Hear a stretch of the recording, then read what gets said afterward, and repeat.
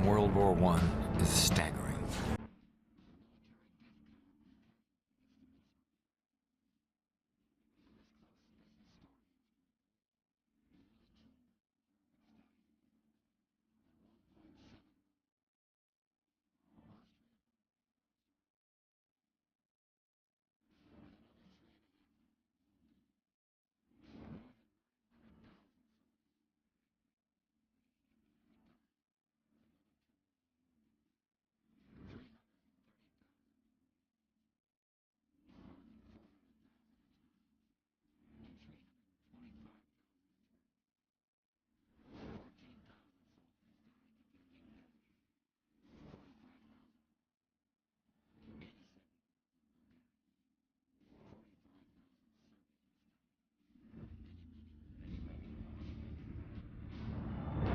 In France, out of a population of 40 million, the Great War killed at least 1.5 million souls, approximately 10% of the adult male population.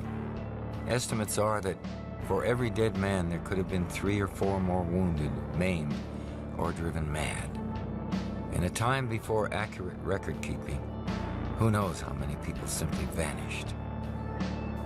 Records don't take into account the scores who had their lives cut short after the war by the lingering effects of wounds, exposure to gas, and post-traumatic stress disorders. It was Stalin who once said, "One death is a tragedy, 1,000,000 deaths is a statistic."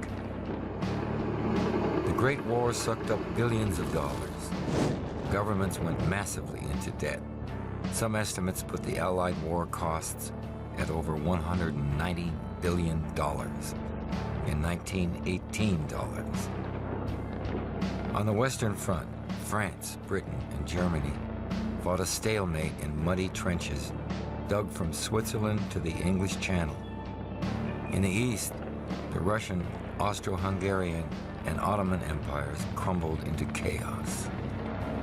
The weapons born of the industrial era, machine guns, high explosives, tanks, airplanes, and poison gas made combat more destructive and deadlier than ever before. The war destroyed more than just human lives. In 1919, a Red Cross official estimated that about 6,000 square miles of France had become, for all practical purposes, a wilderness, or roughly the equivalent of a strip 2 miles wide stretching from New York to San Francisco. The French government tallied 410,000 damaged or destroyed buildings. The medieval masterpiece of stained glass windows in the French cathedral at Reims was obliterated by artillery fire. Churches, villages, historic sites, they were all shelled without mercy. Around battlefields like the Somme and Verdun, no trees were left alive. Some hills were fought over so much that the tops had actually been blown off. Surveyors after the war measured hills that were 50 meters lower. The land recovered quickly, but to this day, French farmers continue to plow up shells, barbed wire, and bones. Poison gas was a terrifying new way to die. Artillery shells filled with gas landed on the trenches and spread green clouds over the battlefield. The gas collected in the trenches and drove soldiers out into exposed ground to be machine gunned or blown up. Movie cameras were new and cumbersome. There is moving footage of the war, but the overwhelming visual record is still photography. Still cameras were perfected and portable by 1914, and these graphic photographs, combined with period newspaper sketches and drawings, are disconcerting, providing a unique, up-close visual record of the war and its gruesome aftermath. Images like these force us to wonder how it all started and how it came to an end. Can modern people even fathom what it was really like?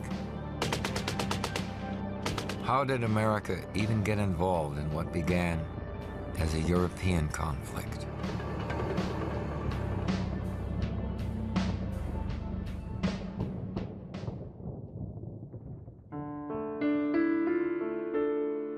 The decades before the Great War were some of the most prosperous and peaceful Europe had ever known.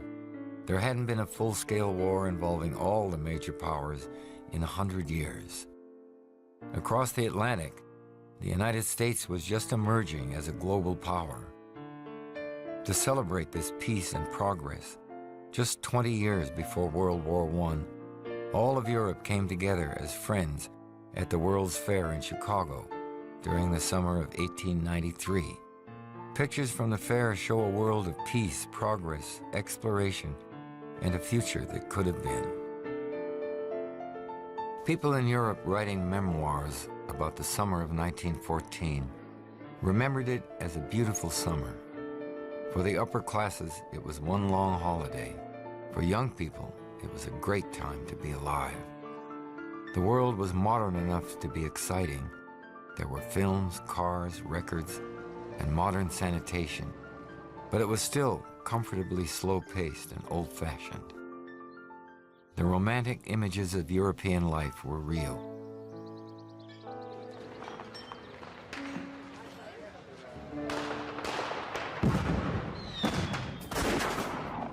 A bit of bad news hit the papers in the summer of 1914. On June 28th, Archduke Franz Ferdinand, the heir to the Austro-Hungarian Empire in Europe, and his wife Sophie were killed in the city of Sarajevo by a Serbian nationalist. By August, Europe's summer was over. America is and was a melting pot of cultures and religions, all under one flag. Europe was completely different. It was a complex mosaic of many different cultures nursing grievances. Beneath the years of peace was a growing nationalism and a growing distrust. After the murder of Franz Ferdinand, Austria demanded that Austrian agents be allowed to investigate the crime in Serbia itself. Serbia rejected the demand, and Austria declared war on Serbia on July 28th, then attacked Belgrade on the 29th. To make a long story short, Austria-Hungary was allied with Germany, and Serbia was allied with Russia. France was also allied with Russia. Russia would not tolerate a mobilized Austrian army on its border, and in return, mobilized its army against Austria. Germany ordered Russia to stop mobilizing, and when they refused, Germany declared war on Russia on August 1st. Germans took to the streets and cheered. The insecure and unstable Kaiser Wilhelm II felt that Germany deserved a massive empire, that Germany was the most technologically advanced and mightiest country in Europe. Many Germans felt the same way he did. Historians have psychoanalyzed the Kaiser for decades. He was jealous of his cousin, King George V of England. He was related by marriage to Tsar Nicholas II of Russia, and they had appeared to be friends, referring to each other as Willie and Nicky. No matter what the reasons, Germany, he thought, did not have its rightful place in the sun. With one great war, they could end the threat from Russia and France forever. Boys and men were called into service by the thousands to serve the fatherland. They would destroy their foes and create a more powerful German empire. For years, they waited for Germany's opportunity. Der Tag, they called it, the day when Germany would defeat all its enemies. On August 1st, 1914, Der Tag came. Germany declared war on Russia, and 2 days later declared war on France. On August 4th, Germany invaded Belgium with a massive army of men to take the war to the heart of France. 2 days after that, Austria-Hungary declared war on Russia. The German military general staff had developed a plan to win a war against France on one side and Russia on the other. They would invade France through Belgium and make a huge arc around Paris. France would surrender.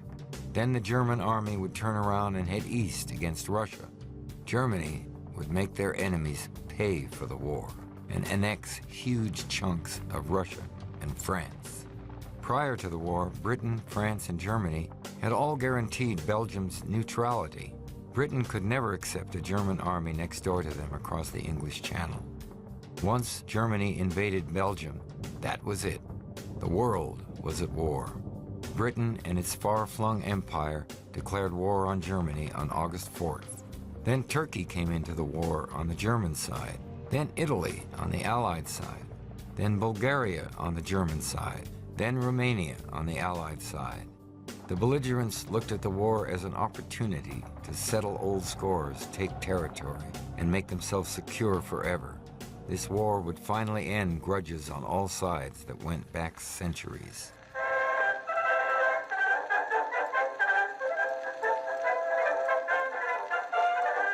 Meanwhile, the United States was the great neutral. With a population approaching 100 million people, Americans were busy enjoying a growing economy, Coca-Cola, motor cars, and baseball. At first, America stayed out of the war, but American industry provided a lot of the equipment and financing. In a time before television and the internet, Americans read newspapers which made the war seem very far away. In 1914, the war was very far away. Influential people like former President Theodore Roosevelt supported going to war, especially after a German submarine sank the luxury liner Lusitania on May 7, 1915, killing roughly 1,200 people, including more than 120 Americans. But Americans out in the heartland didn't know anybody who sailed on luxury ocean liners and weren't about to go to war for them. President Woodrow Wilson was re-elected in November 1916 with the slogan, "He kept us out of the war." Wilson offered to negotiate an end to the conflict. However, shortly after Wilson's election, the German government did two things that completely changed American attitudes in just 3 months. In January 1917, Germany declared unrestricted submarine warfare. Any ship bringing supplies to Britain or France would be torpedoed. American merchant ships were now targets. German submarine attacks were a frightening new way of fighting. They attacked silently, with no warning, breaking the rules that had restricted naval warfare for 100 years. In a few weeks, 4 American ships were sunk with 15 dead. Another German move brought the war to America's front steps. They secretly offered to let Mexico take back Texas and U.S. territory in the Southwest if Mexico entered the war on the German side. The Germans sent the offer in a telegram to Mexico City, but British intelligence intercepted the message and gave it to the Americans in late February. Now the conflict had gotten much closer. On April 6, 1917, the United States officially declared war on Germany. England and France cheered. Tired from 3 years of battle, they were running out of men, out of food, out of everything. The Yanks were coming, and they would change the tide of the war. The United States slowly started building a 1 million-man American expeditionary force and moving it to Europe. Eventually, 2 million U.S. troops would serve overseas. America had never before fielded an army of this size. The newspapers nicknamed the AEF soldiers doughboys. Where the name comes from, nobody knows for sure. Some different theories say their uniform buttons looked like dough, or that the soldiers ate fried donuts, or that cavalry soldiers used the name to describe the dust-covered infantrymen. There are dozens of other theories. Regardless, the name stuck, and the doughboys shipped off to France. Many historians downplay the U.S. role in World War I because America didn't fight in the war for very long. By the end of 1917, elements of the U.S. Marines and the 1st Infantry Division were fighting alongside the Allies. But the AEF's full strength would not be tested in large-scale combat operations until the following spring. However, in 1918, neither side was winning. They were literally stuck in the mud, and it looked like the stalemate could go on for years.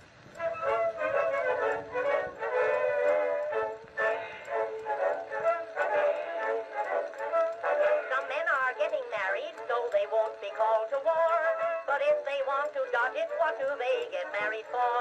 It takes about a year or more to train a soldier right. A year of married life will make them all know how to fight. America entered, and the Allies won decisively by November of that year. The cost was high. In about a year of fighting, roughly 50,000 troops were killed in action, with more than 200,000 wounded. Taking diseases like the influenza epidemic into account, over 120,000 American soldiers died in the Great War. By comparison, in over 4 years of combat, nearly 300,000 American men died in World War II. In World War I, American soldiers died at an even faster rate than in the Civil War. If the United States had been in the war for 4 full years, 1 million troops could have died. World War I is the conflict that shaped the world we live in today. Communism, fascism, and much of the turmoil we live with in the 21st century all trace their roots back to the Great War. World War I destroyed the Ottoman Empire and created Iraq, Syria, Lebanon, Jordan, and Saudi Arabia. It created a Jewish homeland in Palestine. The revolutionary Vladimir Lenin watched the Tsar fall and plotted the Bolshevik takeover of Russia. In the German trenches in Belgium, Corporal Adolf Hitler won decorations for bravery and dreamed of a 1,000-year German Reich. The Great War hurt Germany, destabilized its society, and wounded its pride, directly leading to World War II. The Great War affected America. We live with its impact on art, literature, music, race relations, and women's rights today. Even in language, expressions we use every day trace their roots to the war, like over the top and shell shock.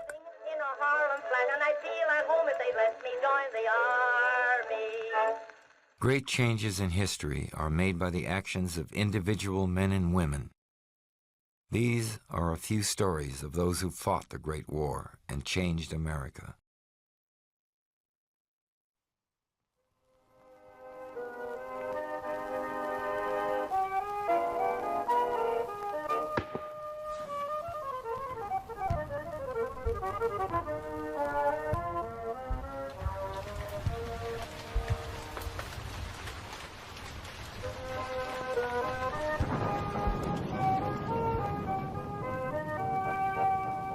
As early as 1914 and 1915, long before the United States officially entered the war, some Americans were already volunteering in France, driving ambulances, and even fighting in the French army. It was said that there were thousands of Americans volunteering before the declaration of war. Many of these volunteers were children of privilege from America's Ivy League universities. Not all of them were from Harvard, but they became famous as the Harvard Volunteers. Their letters and newspaper articles published throughout the U.S. publicized the suffering of the French, British, and Belgians. America belonged at their side, they believed, and idealistic young people would shame the U.S. into the war. Alan Seeger was one of those Harvard volunteers. He was an unlikely soldier. He was a poet out of Harvard. Along with his cultured New York family of musicians and writers, he had traveled the world as a young man. After graduating from Harvard in 1910, he wound up in Paris like so many hopeful artists looking for fun. Among the bohemians of the left bank, he lived a romantic life of wine, women, and song. Finding himself, we might say today. Something snapped in Seeger in 1914 when the Germans invaded France and advanced within a few miles of Paris. He wrote to his mother, Paris, to whom they owed the happiest moments of their lives. Paris was in peril. Without renouncing their nationality, they had yet chosen to make their homes here beyond any other city in the world. Did not the benefits and blessings they had received point them a duty that heart and conscience could not deny? Seeger had found his purpose. He joined the French Foreign Legion within a month of the invasion. Among the Americans who volunteered, Seeger was unique. Many of his American compatriots soon grew sick of life in the trenches and left for the more comfortable but still dangerous life as airplane pilots. Yet, Seeger stayed in the trenches. A brilliant writer, his letters to the New York papers were the closest look that Americans got of the war. One reads, "The poor common soldier's role is simply to dig himself a hole in the ground and to keep hidden in it as tightly as possible." Continually under the fire of the opposing batteries, he is never allowed to get a glimpse of the enemy. He is condemned to sit like an animal in his burrow, hearing the shells whistle over his head and taking their daily toll from his comrades. Seeger felt a spiritual bond with the common French soldiers and the suffering French people. He described for American readers the fatalistic, almost suicidal reaction of the French people to the thousands of lives lost to defend France. "Come to love France," he wrote to his mother, "and understand the almost unexampled nobility of the effort this admirable people is making, for that will be the surest way of your finding comfort for anything I am ready to suffer in their cause." Some unnameable feeling kept Seeger in the trenches. He seemed to enjoy the war. Combat stripped away the veneer of a cultured man and left an ancient warrior. In all its horror, the war allowed modern men to feel a power they had never known. Seeger described hearing a scream at night on the battlefield. He wrote, "In that cry, all the evolution of the centuries was leveled. I seemed to hear the yell of the warrior of the Stone Age over his fallen enemy." It was one of those antidotes to civilization this war can offer so many seekers after extraordinary sensations. An attack of bronchitis in March 1916 gave Seeger a month's leave in his beloved Paris. "I lived," Seeger wrote of that month, "as though I were saying goodbye to life." On July 4th, 1916, he was back in the muddy trenches in northern France. Seeger wasn't even supposed to be in the trenches that day. A group of American volunteers were having a 4th of July celebration in Paris, and Seeger had been granted leave to go, but the paperwork never made it to his unit. Instead, he was awaiting an order for his unit to go over the top and attack the German trenches in front of them. The fighting was the French part of the Battle of the Somme. West of where Seeger was, the British Army had attacked the Germans 3 days before, and 20,000 British soldiers died in a single day. Now it was France's turn. French artillery pounded the German trenches for days. Seeger was excited. He wrote before the battle that, "I am glad to be going in the first wave. If you are in this thing at all, it is best to be in it to the limit, and this is the supreme experience." The artillery guns stopped, and Seeger heard machine guns firing to the left. The order came to attack. Seeger climbed the ladder out of the trench and started running toward the German lines. Over there, most of the Germans had survived the bombardment. They climbed out of bunkers and manned machine guns. French soldiers ran at them with rifles and bayonets, and the German machine guns cut them down like wheat at harvest time. Seeger was hit in the chest with a machine gun round. He spun and hit the ground, but he didn't die right away. French soldiers who survived told the story of how he cheered on the soldiers coming up behind him. They found his body on the battlefield the next day, along with hundreds of others. He was buried where he fell. The French government posthumously awarded Seeger the Croix de Guerre, France's decoration for acts of heroism. Seeger's first book of poems was published the year he died. His best-known poem, Rendezvous, was an eerie prediction. The first verse reads, "I have a rendezvous with death at some disputed barricade. When spring comes back with rustling shade and apple blossoms fill the air, I have a rendezvous with death when spring brings back blue days and fair.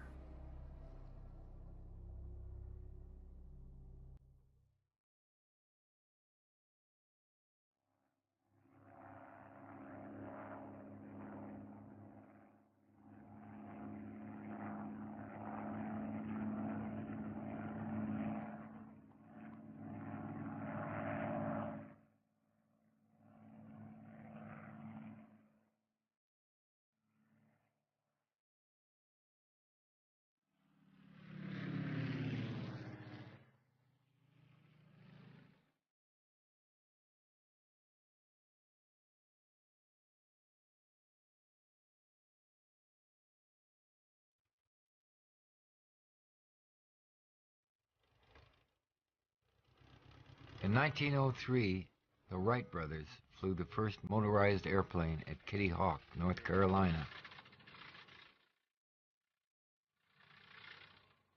Airplane development continued, and flying was considered new, exciting, and romantic. At the beginning of the Great War, planes were first used for observation, along with balloons and hydrogen-filled zeppelins.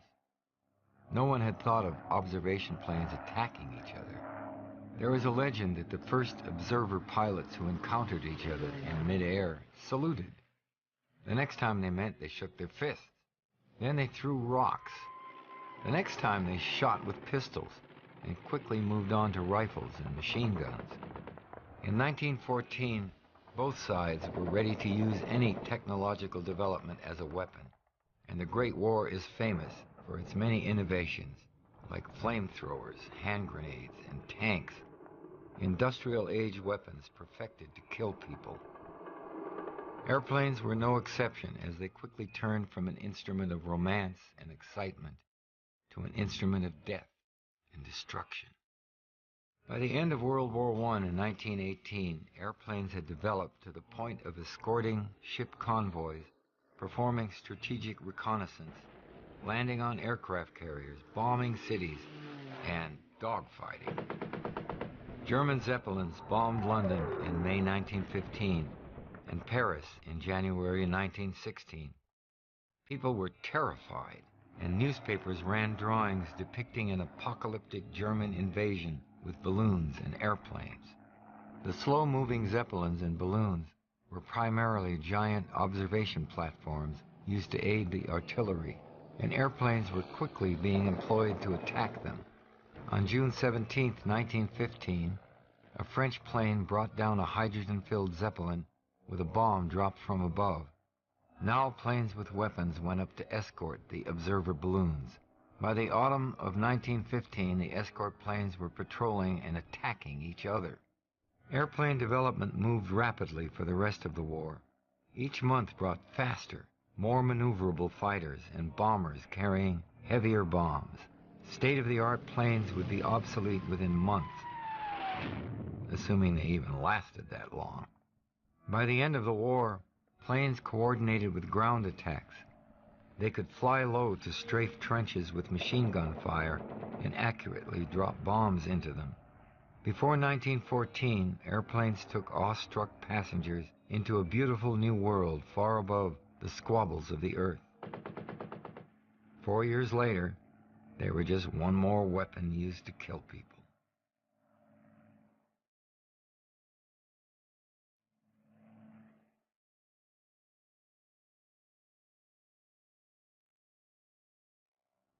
On the ground, in no man's land, soldiers crawled through trenches, machine gunned and bombed faceless enemies. It was described as a living hell. Anonymous dead were buried in common graves. The generals looked like butchers, the men cattle. Uncle Sam will show the way over the line and across the In contrast, the pilots were knights in shining armor. Flying was so popular that German kids collected trading cards with German flying aces on them, like the Red Baron. It's a long way to Berlin, but we'll get there. In the spring of 1916, the most famous Americans fighting in France were the pilots of the Lafayette Escadrille, the American squadron in the French army. A group of American Ivy League volunteers had joined the French Foreign Legion early in the war.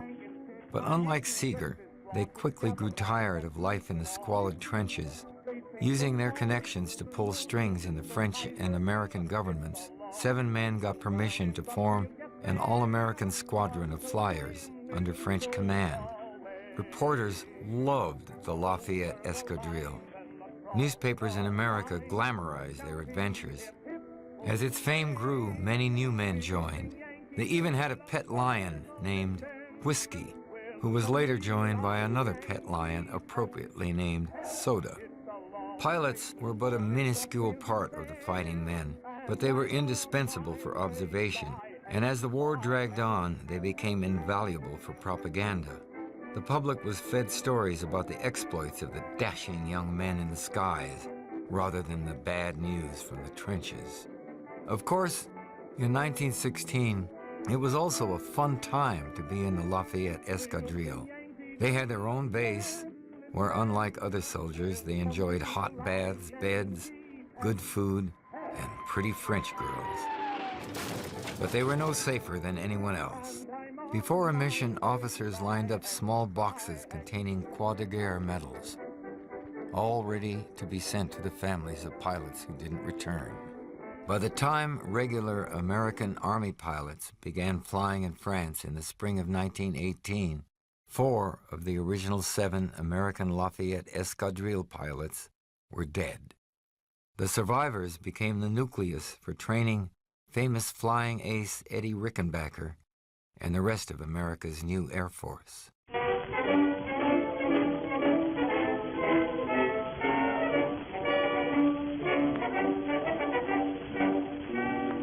Victor Chapman was one of the biggest celebrities in the Lafayette Escadrille. He was another young Harvard man, studying architecture at the Académie des Beaux-Arts in Paris. He spent nearly a year in the French Foreign Legion before becoming one of the original 7 men in the squadron. Chapman didn't fit the image of a Harvard man or an artist. He was a big, powerful man who barely fit into the cockpit of the French-made Nieuport fighter planes. His father wrote of him, "He could eat anything, sleep on anything, lift anything, endure anything." Chapman lived to fly. His father said if you could place him in a position of danger and let him watch scenery, he was in heaven. I don't think he was ever completely happy until the day he got his flying papers. Flying as the co-pilot on bombing and reconnaissance missions over German lines gave Chapman plenty of opportunity for danger and scenery. Like Seeger, he thrived on fighting. Chapman won a dogfight over the tremendous Battle of Verdun. His letters about the engagement read like an action novel. On the way back, I saw another fat Boche. I swooped. I swerved to the right, almost lost, but came up under his lee keel by the stern, the one position they can't shoot from. I seemed a dory alongside a schooner. I pulled my nose up to let him have it. A cartridge jammed in the barrel. He jumped like a frog and fled down to his grounds behind German lines. Chapman's flying skill and bravery were remarkable. After a fight with 4 German planes, he made an emergency landing in a bullet-riddled plane with a broken stabilizing rod. Grazed by a bullet in the scalp, he held the broken rod together with one hand and steered the plane with the other. After bandaging his head, he went straight back into combat. On June 23, 1916, a few days after that landing, Chapman tagged along with a combat patrol on an errand to deliver oranges to a wounded comrade on another base. When they crossed German lines, the patrol went on its mission and Chapman waved to his friends and continued on his errand. The patrol became engaged with 2 German planes. Suddenly, 3 other German planes closed in behind them. It was an ambush. The Americans had no hope. From out of the sunlight, a Nieuport appeared and dove straight into the German formation. It was Chapman. 2 German planes went down immediately. The 3 other German planes went after Chapman and disappeared over enemy lines. The rest of the patrol made it safely back to base. Victor Chapman's plane went down somewhere behind German lines, riddled with machine gun fire from 3 German fighters. The Germans who found him probably wondered about the basket of oranges in the cockpit. He was the first American pilot to die in the Lafayette Escadrille. The French army sent his family the Croix de Guerre that had been waiting for him in its little box.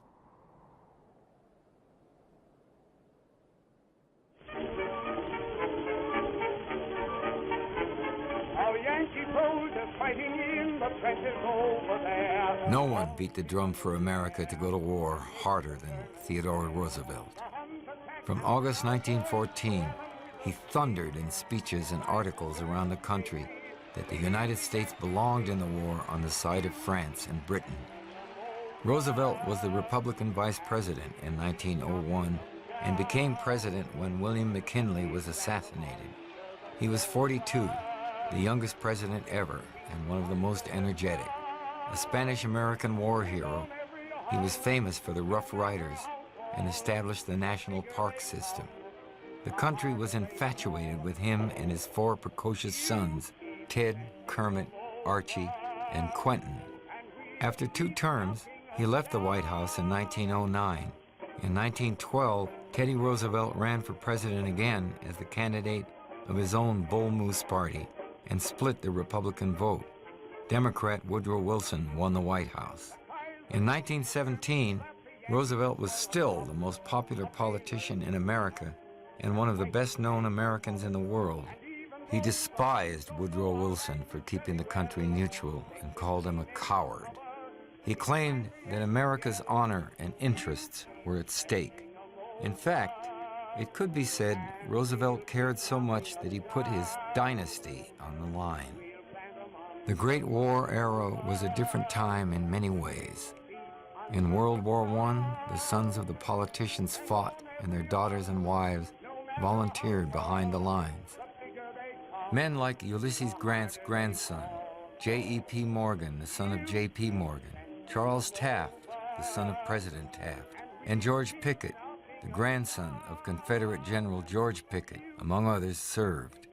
The wives of senators met to sew for soldiers abroad. All 4 of Teddy Roosevelt's sons volunteered to fight. Archie was wounded 3 times and won France's Croix de Guerre. Quentin Roosevelt was Teddy's youngest son. Of Quentin Roosevelt, it was said that he's an awfully nice fellow and a beautiful flyer. Quentin didn't receive special treatment. Like all the airmen, he went through a year of flying, maneuvering, and gunnery lessons before he went into combat in June 1918. The July 19th issue of Stars and Stripes, under the headline, "American Flyers Get First Chance in Real Big Show," told Quentin's story.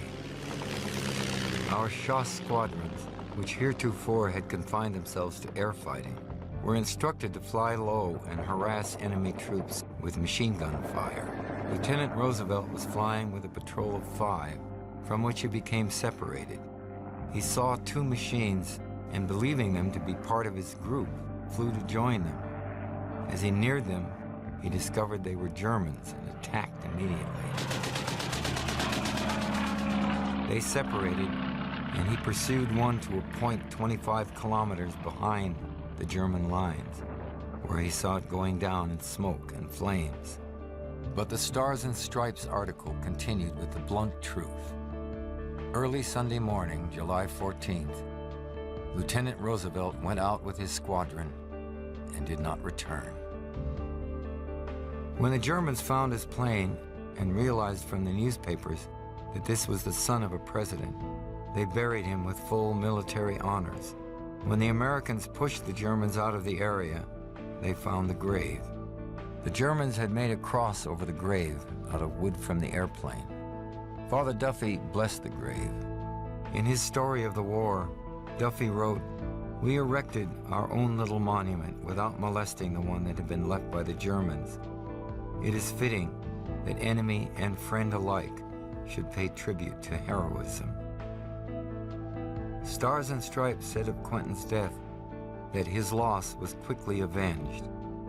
But for Theodore Roosevelt, no vengeance could heal the hole in his heart.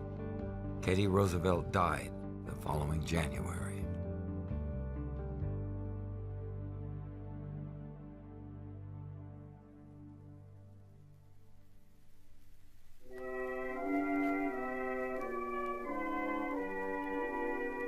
Most American volunteers in France worked on the ground, far beneath the glamour of the Lafayette Escadrille. They were not soldiers, but helped wounded Allied troops as ambulance drivers. The best-known group was the American Ambulance Field Service. Like the volunteer soldiers, many of the ambulance drivers were idealistic young men from America's elite universities seeking adventure. One of the most popular drivers was Richard Hall. Fresh out of Dartmouth in June 1915, he headed immediately for France and was driving an ambulance within a month in Alsace, in the mountains where the borders of France, Germany, and Switzerland meet. Every day, Hall drove through the surreal, mystic landscape along winding roads filled with French wounded, German prisoners, and broken-down artillery wagons. Reaching the front lines in the dark, Hall filled his truck with bleeding French soldiers, bundled in blankets, and drove back down the hills to the hospital. After he dropped off the men, he turned around and went back to pick up more. Late at night on Christmas Eve 1915, he headed up the mountain again. For Hall, Christmas meant 2 lonely hours bumping along tire ruts through a nightmare landscape. No one knows if Hall lived long enough to see Christmas morning. The next driver up the mountain found him still holding the wheel, looking like he was asleep. A splinter from a German shell had pierced his skull. Hall was awarded the Croix de Guerre and buried in a French military cemetery. His citation read, "Barely graduated from Dartmouth College, and the noble enthusiasms of his youth, he brought to France the invaluable cooperation of his charitable heart."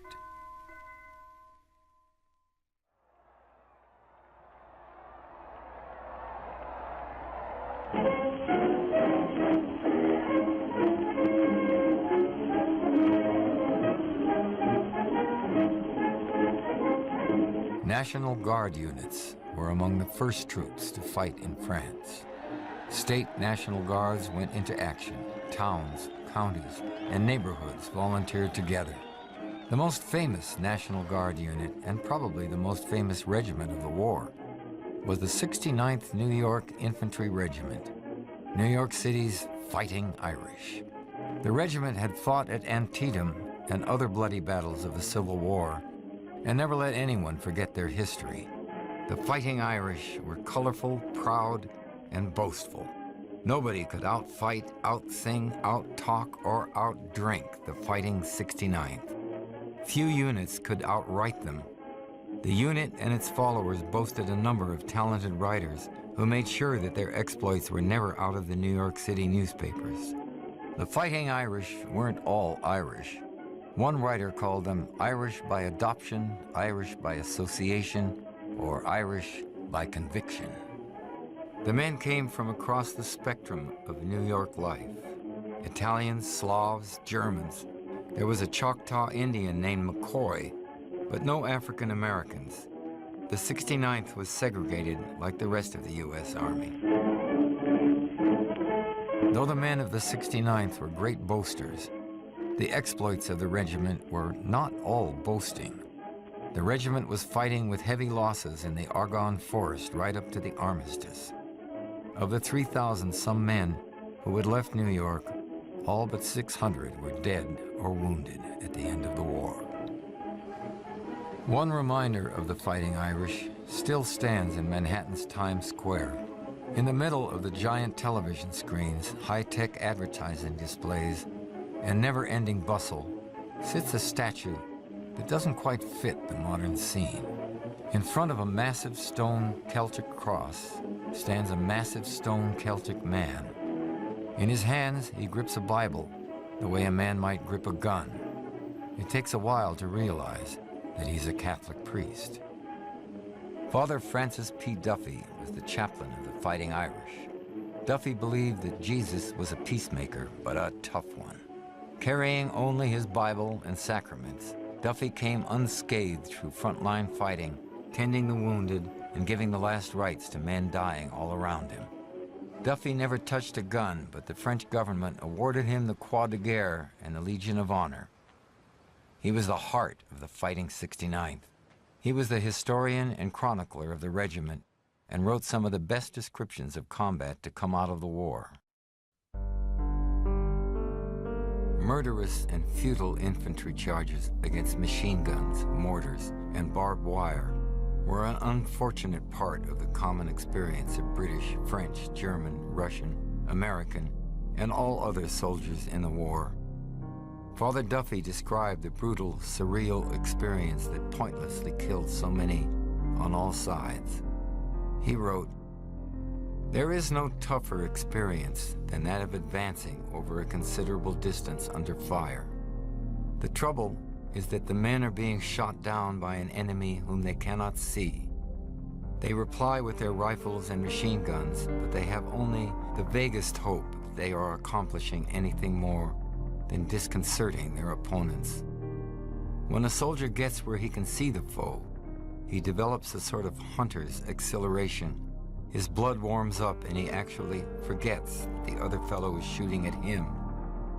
Advancing in the open against trenches, he has only the sensations of the hunted. Heavy fire begins to rain down around them. Men are hit. The line drops. Each man in whatever shelter he can find.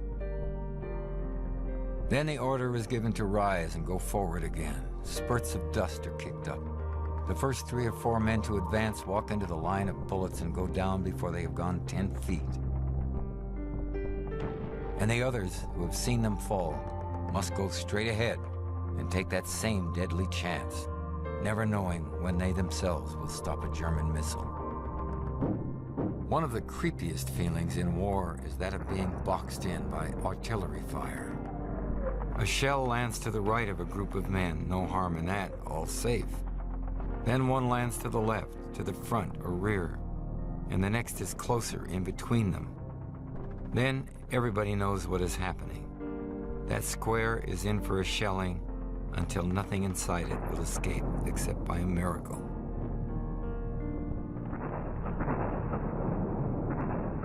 One officer in the 69th came through so many fights that he seemed almost superhuman. His name was William J. Donovan. He was known as Wild Bill. Donovan grew up working class in Buffalo, New York, and played quarterback for Columbia University's football team. He joined the New York National Guard, served on the Mexican border, and rose fast in the ranks. He was a major in command of the 1st Battalion of the Fighting 69th by the time they reached France. Men were in awe of Donovan in combat. He displayed no fear. Most majors directed the battalion from a safe distance behind, but Donovan stayed at the front line. German snipers a mile away could see he was an officer. Donovan drove his men hard, but whatever they faced, he faced. Father Duffy wrote that Donovan is one of the few men I know who really enjoys a battle. Father Duffy and the 69th were in the middle of some of the bloodiest combat that the American Army fought in France. Only a few weeks before the armistice was announced, the 69th was thrown against a strong German position in the Argonne Forest on the border between France and Belgium. The regiment gained 3 kilometers of ground at a terrible cost.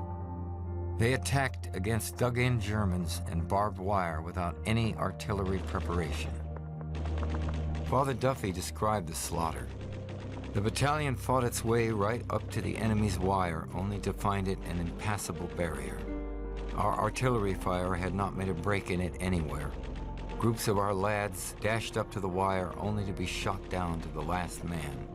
Some ran through a passage made for the roadway, but this, of course, was absolutely covered by the German guns, and every man that went through was shot, and if not killed outright, taken prisoner. Soldiers of ours and of the engineers with wire-cutting tools lay on their faces working madly to cut through the strands, while riflemen and grenadiers alongside of them tried to beat down the resistance. But they were in a perfect hail of bullets from front and flank, and every last man was killed or wounded. Further back was a concentration of artillery fire, of bursting shells and groans and death that made the advance of the support platoons a veritable hell. Wild Bill's amazing luck held up almost to the end of the war. In the Argonne, he took a bullet that shattered his knee. He refused to be evacuated while his battalion was still fighting. He spent 5 hours directing the battle from a shell hole while German artillery rained down all around him. When Donovan was finally being carried to an aid station, he came across Father Duffy. Duffy recorded in his memoir that Wild Bill smiled from the stretcher and said, "Father, you're a disappointed man. You expected to have the pleasure of burying me over here." Father Duffy was a fervent admirer of heroism, but the experience of the Argonne changed him. He wrote, "Nobody wants to talk very much about the recent battle. It was a nightmare that one does not care to recall. Individual acts of heroism do not stand out in actions of this kind. It is a case of everybody going ahead and taking the punishment." Father Duffy broke down crying at the announcement of the armistice. "All day I had a lonely and an aching heart," he wrote. "I could think of nothing but the fine lads who are not alive to enjoy the triumph." His feelings, he said, lay in the past.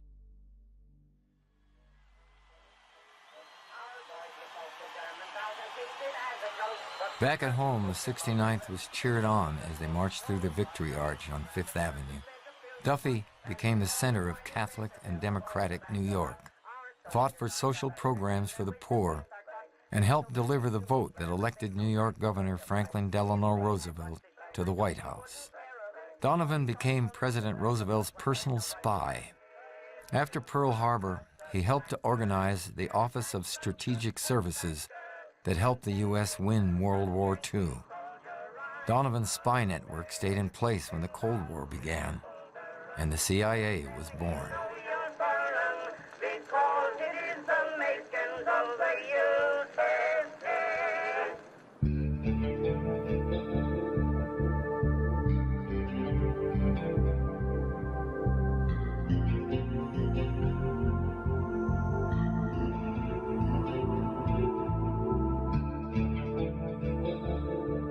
I think that I shall never see a poem lovely as a tree.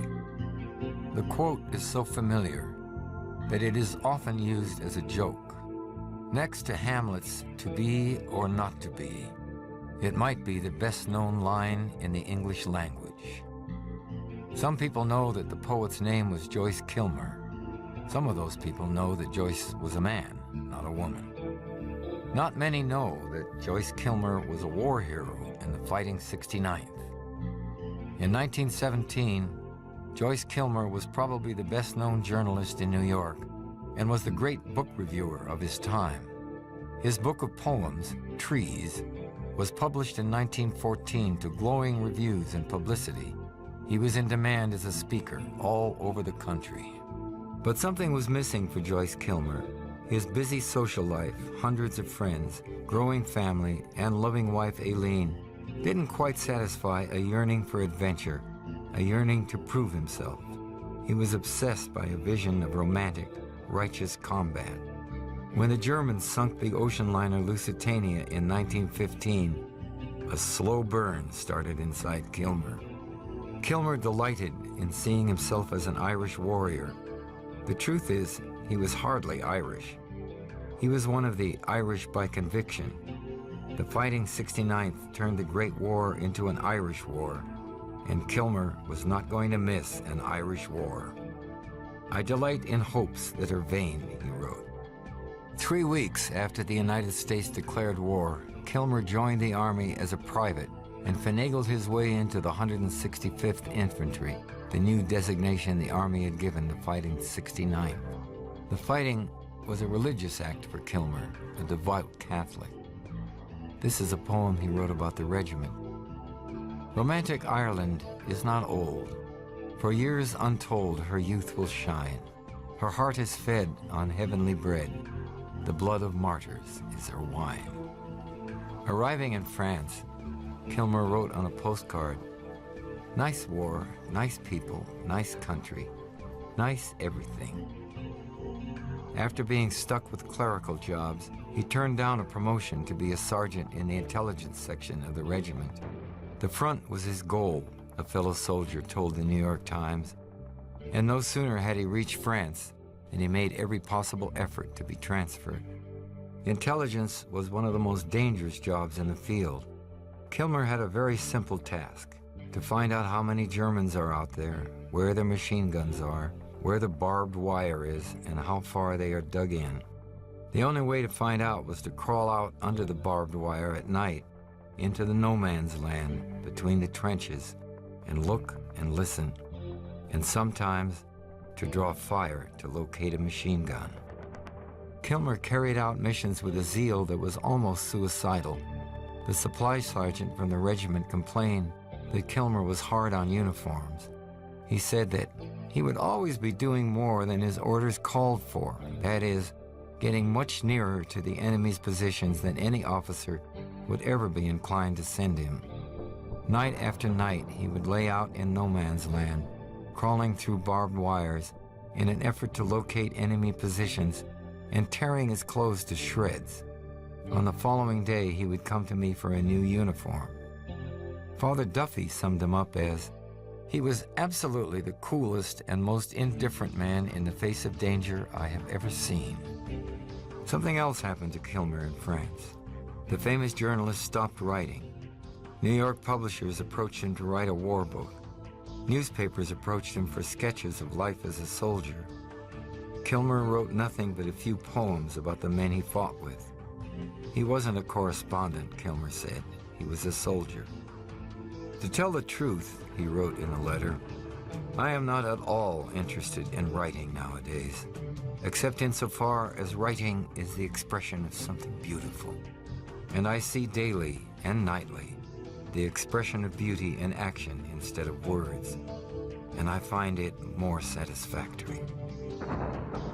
During the American offensive at the end of July in 1918, his regiment was ordered to take out German machine gun nests across the Work River. The battalion making the attack was commanded by Wild Bill Donovan. Donovan's adjutant had been killed the day before, and Kilmer volunteered to take his position.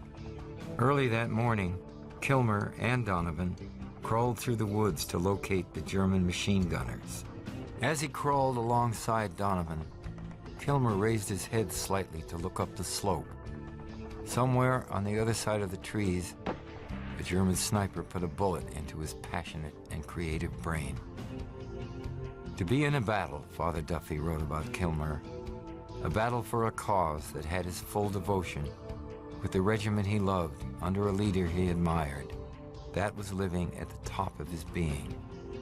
Kilmer's death was a blow to the regiment. Correspondent Alexander Wolcott wrote that men pulled out scraps of paper with a memorial poem that Kilmer wrote.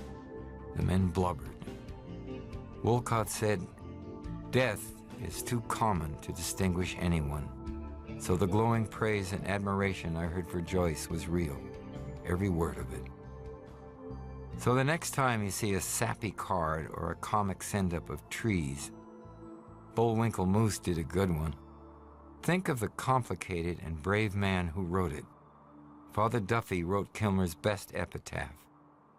Joyce was one of those soldiers who had a romantic love of death in battle, and it could not have missed him in time.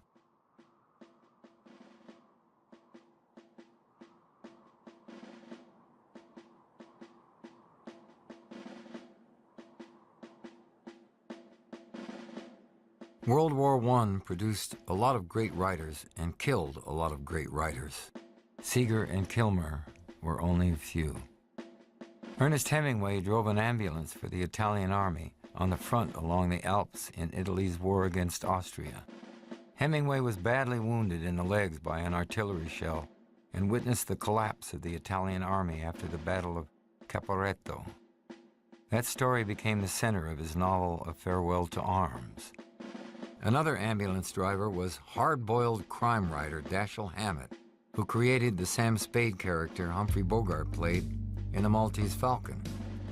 Poet and Harvard graduate E.E. Cummings was an ambulance driver in 1917. Cummings and his friend Slater Brown spoke fluent French and spent most of their time with French soldiers, where they heard about the slaughter in the trenches and mutinies in the French army. The French troops said Germany was going to win the war, and at this point they didn't care who won.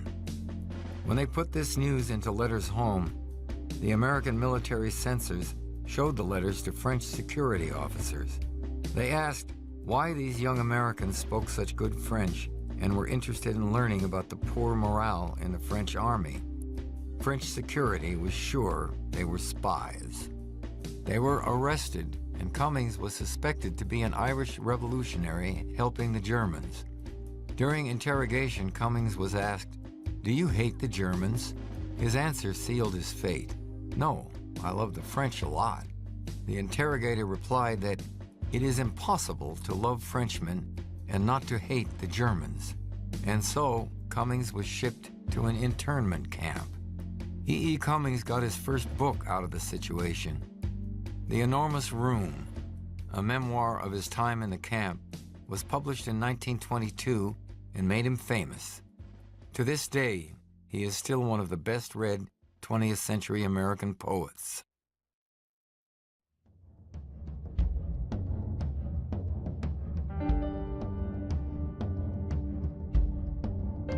In 1917, the Fighting 69th and other New York units marched in a parade through Manhattan on their way to training camps. The New York units were part of the 42nd Division that the press dubbed the Rainbow Division. All of America's many people from National Guard units united to fight for the country. But one New York unit wasn't invited to the parade. Black, the Army said, wasn't a color in a rainbow. The all-black New York 15th Infantry Regiment left without fanfare. The 15th, which would later be known as the 369th, didn't get press coverage like the Fighting 69th, but they spent more time in combat than any other American soldiers. They were nicknamed the Harlem Hellfighters. By the end of the war, the entire regiment was awarded the Croix de Guerre. The Hellfighters were just one of the many black regiments from the United States who served in World War I. Approximately 400,000 African American men served in the war, of which about 10% saw combat. Decades after the Civil War, racism still ruled in America. Black communities were intimidated by racial attacks all over the country. Given the way African Americans were treated, it's hard now to understand why any black man would fight for America in 1917. The 15th New York started out as a volunteer National Guard unit like the Fighting 69th. From the beginning, like other black regiments, they had to fight for even the most basic resources. They were given no ammunition. A cigar store was their recruiting office. The national press laughed at them. The unit was organized by white Manhattan attorney William Hayward, a colonel in the National Guard, who raised money for the unit from wealthy New Yorkers. Like black soldiers in the Civil War, the regiment stayed under the command of mostly white officers, many of them sons of New York's elite. When war was declared, the 15th New York was brought into the U.S. Army as the 15th Heavy Foot. They were first sent to South Carolina for training. Local whites declared they would not stand for black soldiers expecting to be treated as equals. Avoiding a riot, the Army moved them back to Camp Mills on Long Island, where the other New York units were training. Discrimination continued when the unit reached France. The commander of the American Expeditionary Force, General Pershing, made it clear that these Negroes were going to be laborers and not combat troops. They could be chefs or dock workers, but black combat units were out of the question. Even though Pershing had commanded black troops before the war, politically he was urged not to anger white soldiers and press. The Army also insisted on strict orders that black troops were not to mix with French civilians. Not even a handshake, the orders read, and to especially stay away from French women. Most of the soldiers in the 15th Infantry toiled for months as dock workers. The U.S. Army didn't know what to do with them, but the French did. By 1917, the French Army had practically bled to death.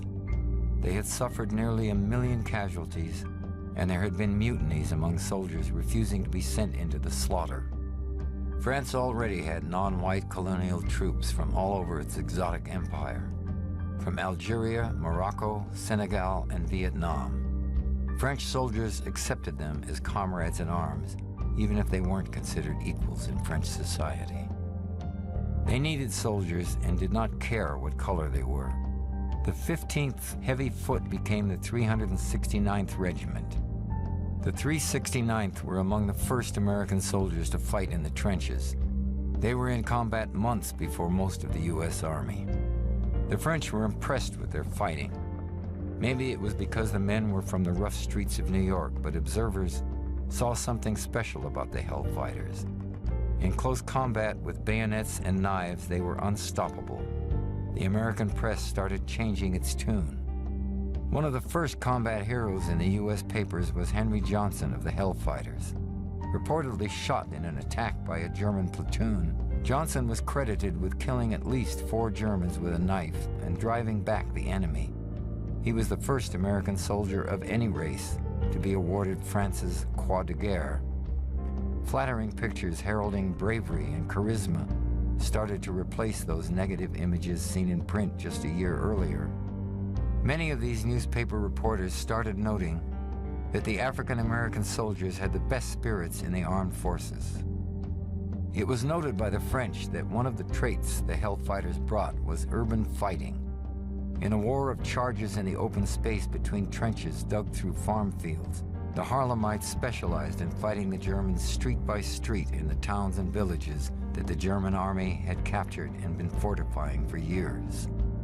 It was recorded that during combat, when a French general gave an order to retire, Colonel Hayward of the Hellfighters said, "My men never retire. They go forward or die, and we are going through here or hell. We don't go back." At the end of the war, the Hellfighters were the first detachment of Allied troops to reach the Rhine after the armistice. They spent far more time in combat than any other single American unit. They never had a man captured, never lost a foot of ground, and never lost a trench. The Black Regiment the U.S. Army didn't want was the most decorated unit of the war.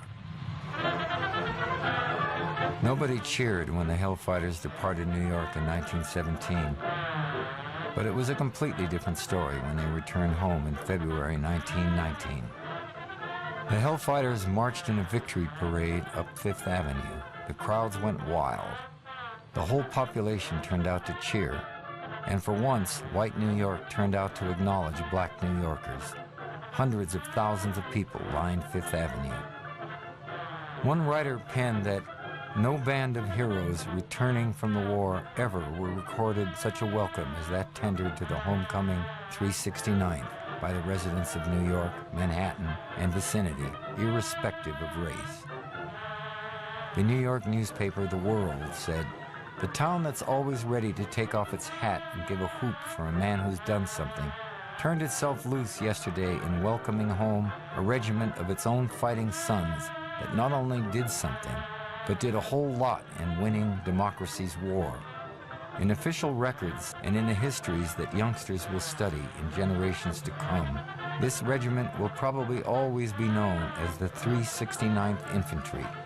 But in the hearts of 250,000 or more who lined the streets yesterday to greet it, it was no such thing.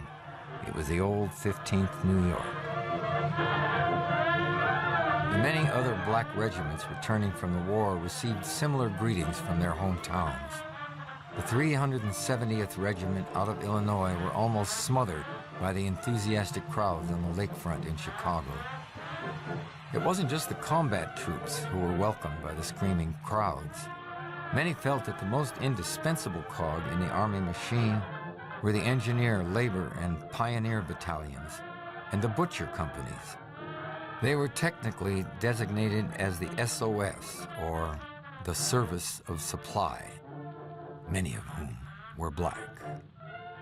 One writer said, "How seriously handicapped the expeditionary forces would have been without the great army of African Americans, numbering over 100,000 in France, who unloaded the ships, felled the trees, built the railroad grades, and laid the tracks, erected the warehouses, fed the fires, and cared for the horses and mules."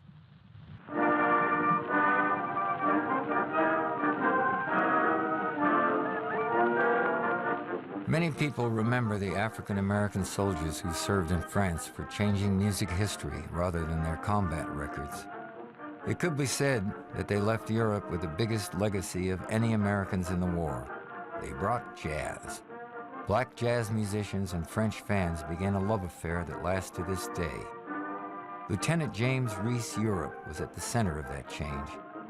He was a big man who commanded respect as a fighter. But in American music, Europe was a giant. He was at the center of the musical currents at the time when many strains of American music became something called jazz. When Colonel William Hayward put together the 15th New York, he wanted to make a name for himself by recruiting black musicians. Europe was already in the unit as a lieutenant training to command a machine gun company. Hayward summoned him and made an offer. "Organize for me the best damn band in the United States Army." See him marching along, or hear him humming a song. Watch that baby throw out his chest, boy. See them medals pinned on his breast. Lord, love him, I'm so happy and proud. I just feel like shouting out loud, my honey, come, come, come to your mammy, my trusted soldier, Sammy boy. With Europe as the recruiter, Hayward got more than his wish. The 15th New York recruited 65 performers, a who's who of African American musicians, singers, and dancers. Along with Bojangles Robinson, there was singer and songwriter Noble Sissle, who later worked with U.B. Blake to create the first all-black musical revues, and a score of other jazz pioneers. When the 15th landed in France, General Pershing had strictly enforced his orders of no fraternization between African American soldiers and French civilians.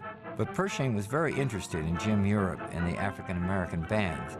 He ordered them to be part of his headquarters staff to entertain visiting officers. When the generals talked, Europe's band was sent out to give a 6-week tour of goodwill concerts in 25 French cities. The audiences went wild. No one in France had heard music like this before. After 4 years of unrelenting death, the uplifting music was just what they needed. The Hellfighters were embarked on their legendary mission. Their combat record would be enough to make them remembered, but their music would make their fame immortal. They fought for France's survival and helped heal her soul, all at the same time. James Europe had continued writing music during breaks in combat. He wrote one song, On Patrol in No Man's Land, in the hospital a day after being wounded in a German gas attack. Noble Sissle sang the lyrics when the band recorded it soon after returning to New York. A war hero, the king of jazz, and one of America's most respected African-American men, James Europe's future looked bright. The band played in their victory parade in New York City to the thousands of cheering fans. But bad blood among musicians can be more dangerous than combat. Europe got into an argument with drummer Herbert Wright, and Wright plunged a knife into his neck. James Reese Europe bled to death. A public memorial service for him in New York City was the first of its kind for an African-American man in the city's history. He is buried in Arlington National Cemetery.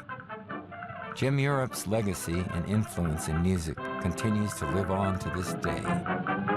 How you gonna keep them down on the farm after they've seen Paris? How you gonna keep them away from Broadway, dancing around and painting the town? How you gonna keep them away from harm? That's the mystery. They'll never want to see a rake or plow. And who's a deuce and parlez-vous a cow? How you gonna keep them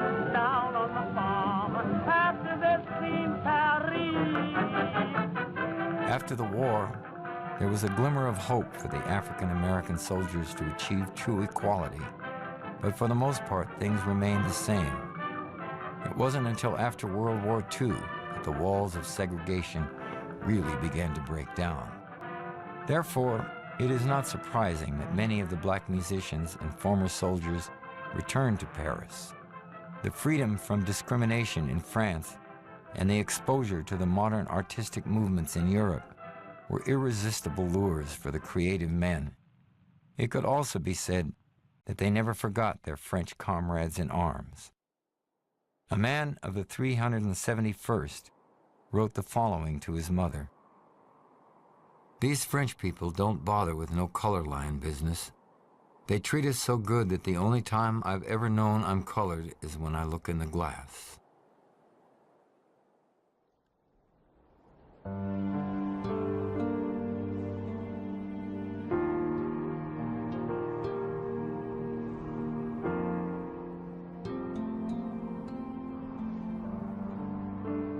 A famous man sat up late drinking rum and talking with passengers on the deck of the SS Toloa, a ship bound for Havana, a favorite destination for rich American playboys looking for gambling, girls, and booze. The Williams College graduate and Harvard Law School educated New York lawyer was no playboy. The passengers were surprised to find such a man on board. He was a war hero, after all, a man with a sterling reputation. His name was Charles White Whittlesey. Along with Sergeant Alvin York and flying ace Eddie Rickenbacker, he was one of the most famous war heroes from the recently ended conflict. After all, he was the commander of the Lost Battalion. Whittlesey was already a successful lawyer in New York when he was called to active duty with his National Guard unit in August 1917 and became a major in the 77th Division, 308th Infantry Regiment, 1st Battalion, Headquarters Company. Like many American troops, Whittlesey didn't see real combat until August 1918, when the Allies began to take the offensive against the Germans. On October 2nd of that year, the 77th was advancing against the Germans near a town called Charlevoix in the Argonne Forest. On the morning of October 3rd, Whittlesey was in command of about 600 men in several companies. As the Germans pulled back, Whittlesey's men enthusiastically advanced, thinking the Germans were defeated. The units on either side of them were encountering stiff resistance. Whittlesey's men had soon advanced into a pocket far in front of the rest of their division.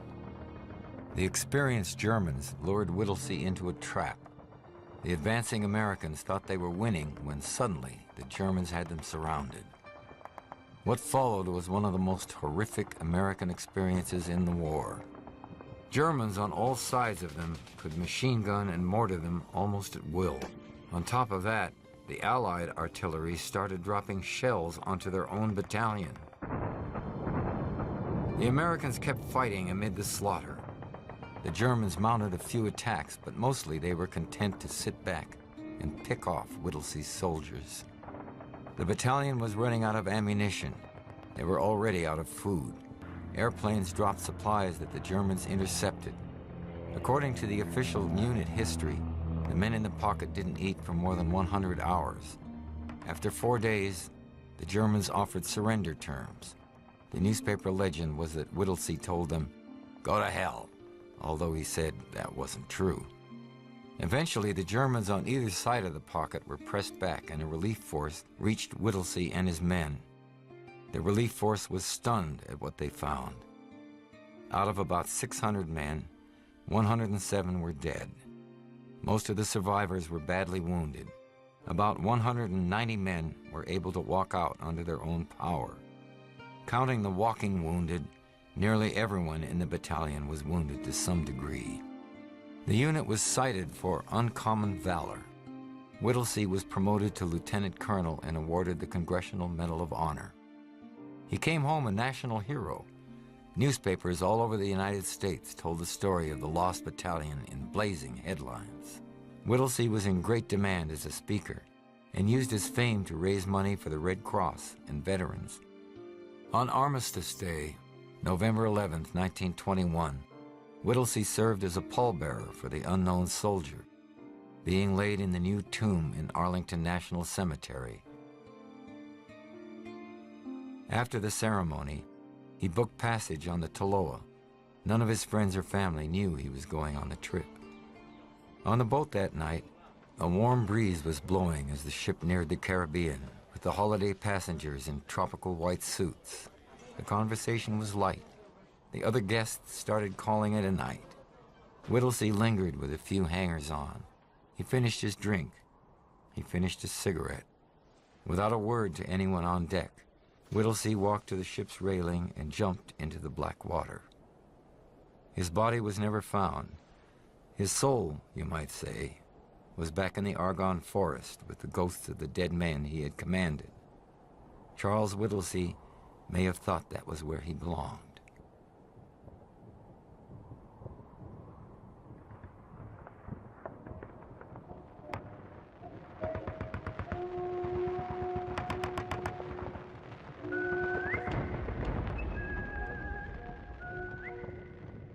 One hero of the Lost Battalion was undisputed.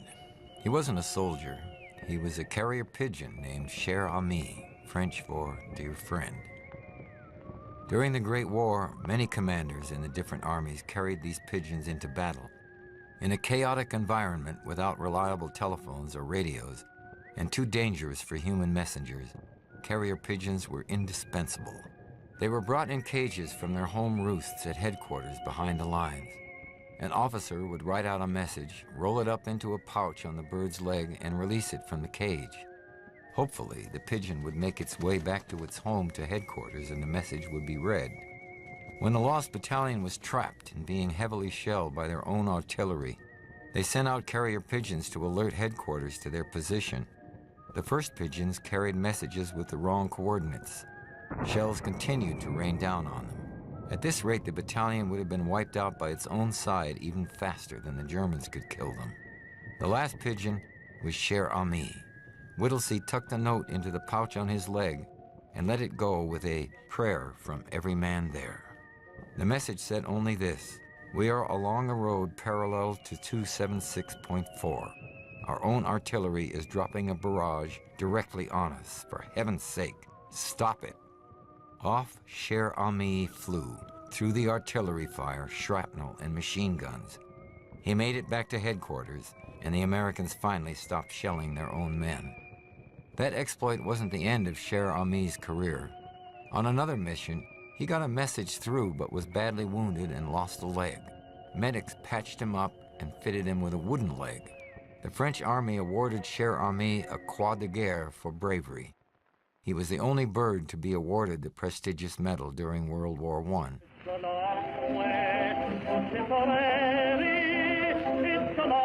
Cher Ami wasn't the only heroic animal in the Great War.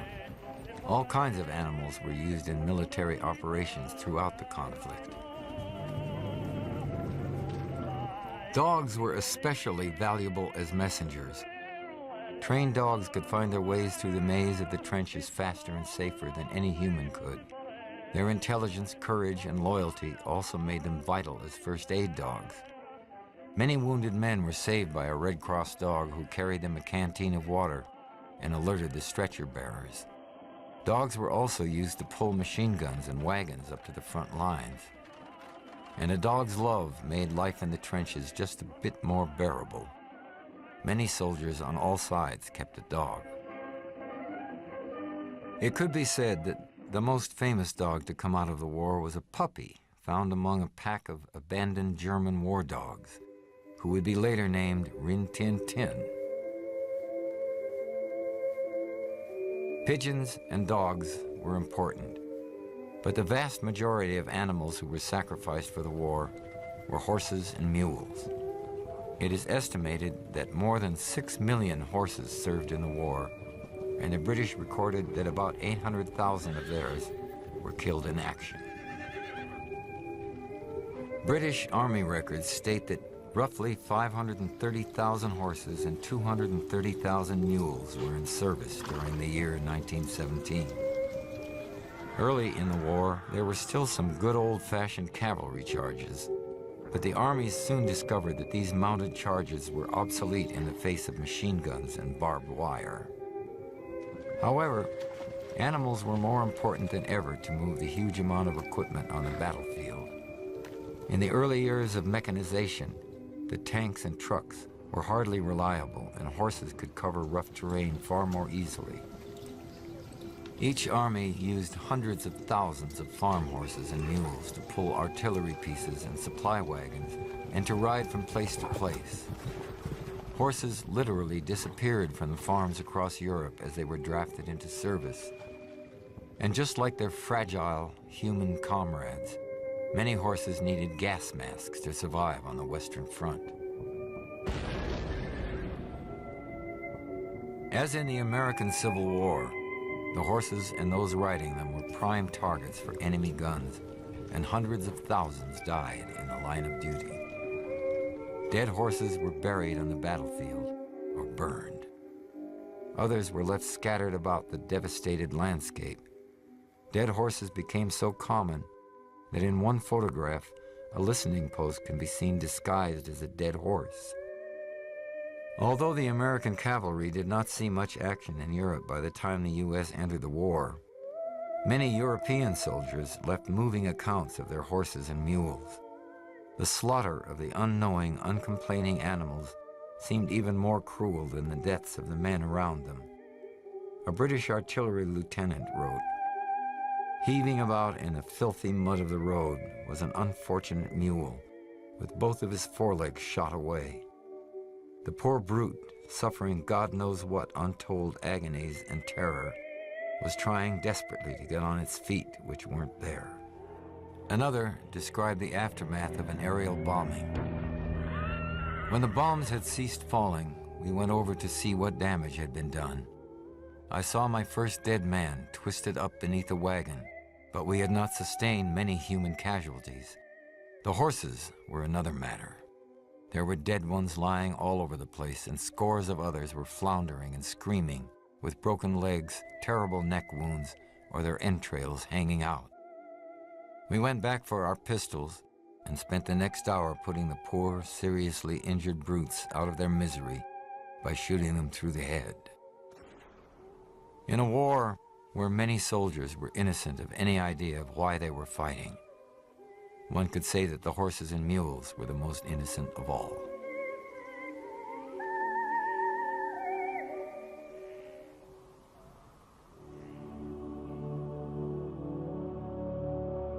In 1917, American women in most of the country could not vote, run for office, or become engineers, doctors, or lawyers.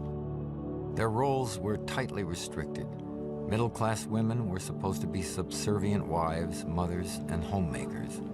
Upper-class women were to be educated and charming hostesses to help their husbands' careers.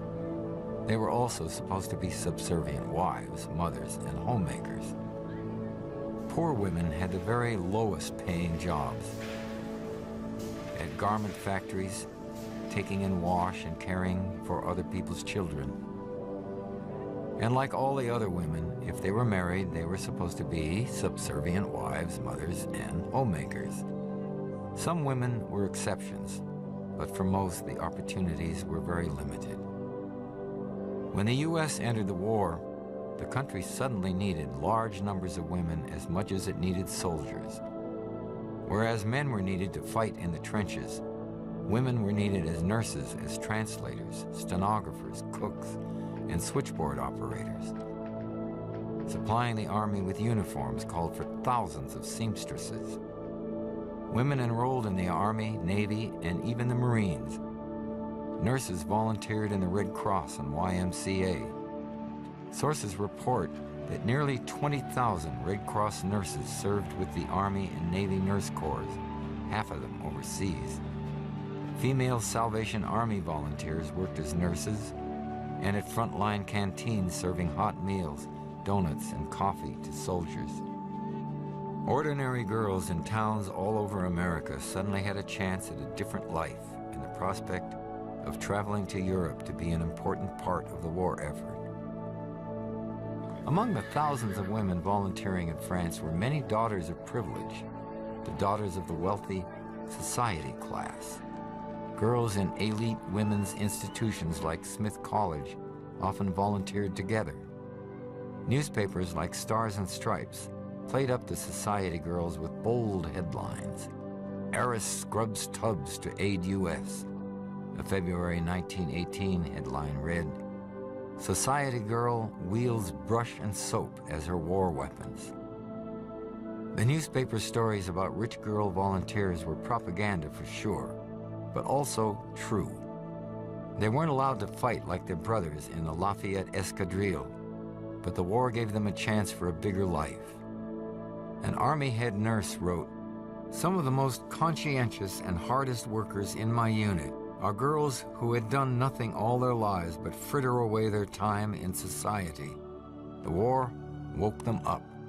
They were girls of good education, but they had never thought much about the stern realities of life until America got into the war and they suddenly saw a chance to do something useful." When the American Expeditionary Force sailed for France, the U.S. Army Signal Corps planned a telephone system where commanders would always know what was going on around them and make sure that men, food, and supplies went where they were supposed to go. The Signal Corps was determined to build the most modern communications in the field. The U.S. military vowed that it would never have the kind of miscommunication that had caused so many blunders, disasters, and deaths on the Allied side earlier in the war. The AEF needed to communicate with the French military, railroad depots, municipal governments, and everyone else needed to coordinate the logistics of a huge modern army. There was only one problem. Few men in the Signal Corps spoke French, although some American men tried to take French lessons. There was only one big source of Americans who spoke French and could be trained as telephone operators: women from American colleges. At the time, French was often de rigueur, or required, for the very few American girls who went to college. Of those ladies who did, virtually all of them came from wealthy or upper-middle-class families. General Pershing appealed for volunteers in late 1917, and many daughters of the elite answered the call. Most operators were required to be over 25, bilingual, and college-educated. Along with the college ladies were French and French-Canadian women who were American citizens. They were of humbler origins, and some were under the age limit, but they were fluent. 300 women were trained as switchboard operators and sailed to France in March 1918. Stars and Stripes breathlessly announced their arrival. Headlines read, "Hello girls, here in real Army duds." They presented a pleasing sight. American girls always do. Maybe it was because they reminded the troops of their gals back home, but for many surrounded by the dangerous, squalid, all-male world of the trenches, a woman's voice on the line was a pleasure. Stars and Stripes covered the doings of the Hello Girls like the society pages. Some big news at the end of the war was that Hello Girls danced at a ball with the Prince of Wales.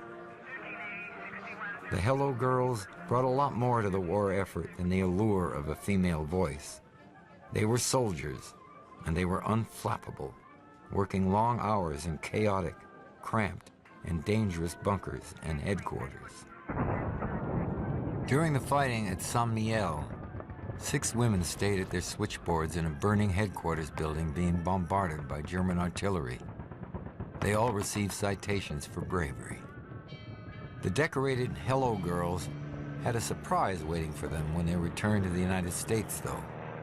Proud of their war service, they applied for the same honorable discharges as the men who fought in the war. They found that they couldn't get discharges. The regulations, they were told, were written for men only. And because they weren't honorably discharged, they didn't qualify for veterans' benefits. In 1930, some of the women began petitioning the U.S. Congress. They would be petitioning for a long time. In 1978, President Jimmy Carter signed a bill granting the Hello Girls honorable discharges, veterans' benefits, and long-delayed recognition as the first women veterans of the modern U.S. Army. The A few hello girls were still alive in 1978 to get their honorable discharges. For the rest, it was all history.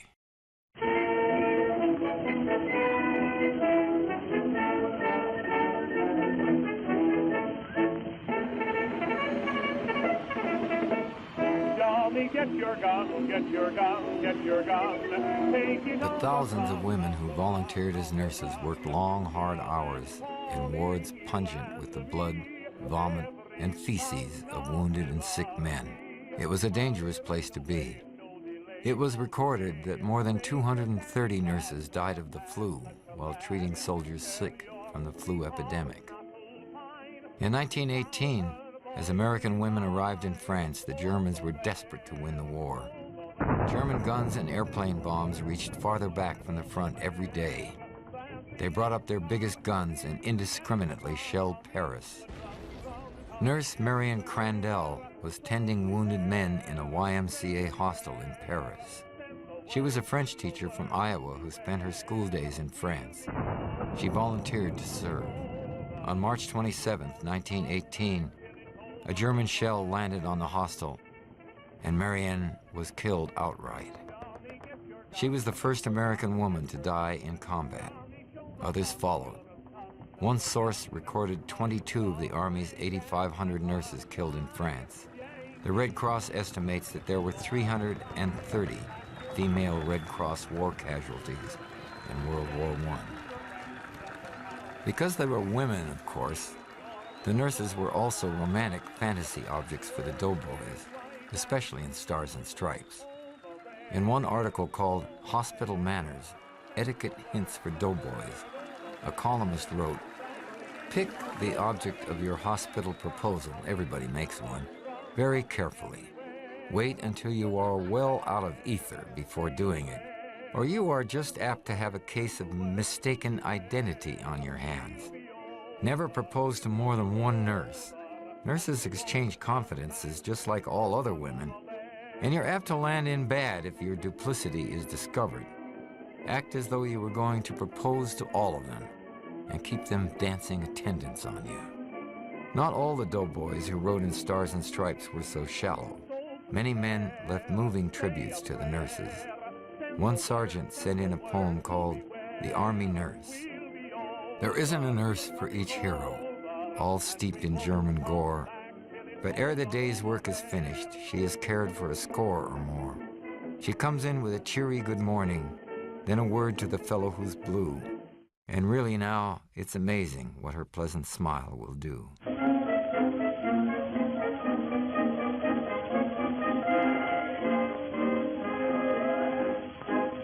American ladies tried to uplift soldier spirits in many different ways. Dances with girls from the Y were held, and Salvation Army women routinely baked and handed out fresh donuts to the doughboys and hot chocolate to the cavalrymen. Many put on shows and sang songs for the men abroad. One famous star, in particular, dedicated her time to the troops away from home. Elsie Janis was the biggest music hall star of the time and traveled the front lines entertaining American soldiers on makeshift stages within earshot of German artillery guns. And she put on a hell of a show. Elsie danced, sang, and did great impersonations. The soldiers loved her. Sometimes she played 9 shows a day. Soldiers coming straight out of the mud and blood of the trenches found one of the biggest stars of the day, singing, dancing, and telling jokes. Because of women like Elsie Janis and the Ladies of the Red Cross and other relief organizations, hardened men smiled, sad men laughed, and frightened men learned a tune to whistle on their way back to the front.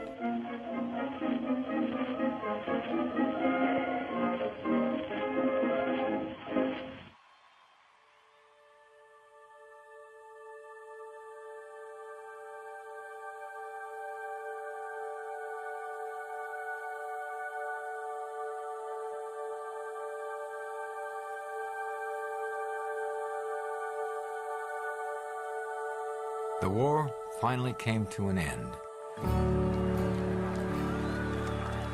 Starving, out of men, and on the verge of revolution, Germany agreed to withdraw its army across the Rhine River.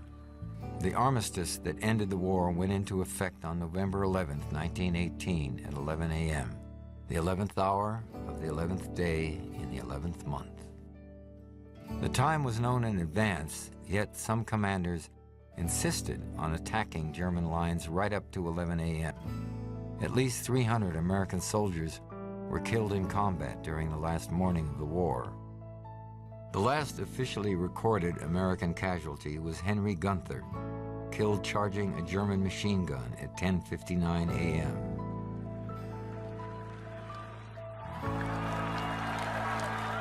When news reached the States of the armistice, crowds erupted in celebrations that engulfed entire cities like New York and Chicago. November 11th was Der Tag, the day for peace. Our boys and girls were coming home. The history class take on the war is that it didn't mean much for America. The U.S. never accepted the Versailles Treaty that settled the war in 1919.